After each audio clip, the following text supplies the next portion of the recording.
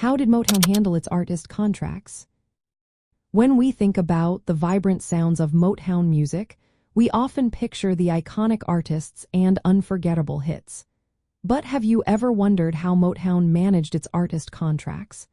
Let's take a closer look at this fascinating aspect of the music industry during the 1960s. Motown was founded by Berry Gordy, who created a unique business model that shaped the careers of many legendary artists. However, the contracts they signed were often strict and sometimes restrictive. Artists were required to cover all expenses related to their careers while signed to the label. This included costs for recording sessions, travel for live performances, and promotional activities. Unlike today, where labels might provide advances, Motown artists often had to pay upfront or reimburse the label for these expenses.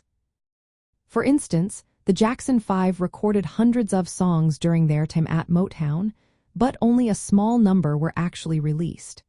This meant they paid for many recording sessions that did not generate any income. Imagine the pressure on these young performers to manage their finances while trying to make it big in the music world. Royalties were another tricky area for Motown artists. They typically received a very small percentage of the sales revenue, sometimes as low as 2.7%. This meant that even when their records topped the charts, the financial rewards for the artists were limited. Berry Gordy's contracts often included fine print that favored the label's interests, making it hard for artists to negotiate better terms or retain rights to their music. Motown's approach to contracts was influenced by industry standards of the time. Berry Gordy modeled Motown's agreements after those used by United Artists Records, ensuring that Motown operated within the norms of the early 1960s music business. This was a period when most record labels sought to maximize profits by tightly controlling their artists and minimizing payouts.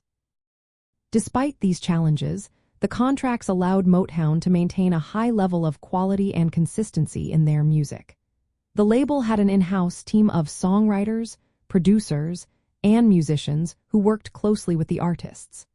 This collaboration created the distinctive sound that defined the era and helped promote African American artists to mainstream audiences.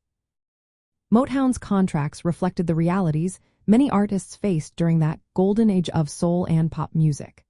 While they helped the label dominate the charts and shape 1960s teen culture, they also highlighted the tough financial situations many performers encountered behind the scenes.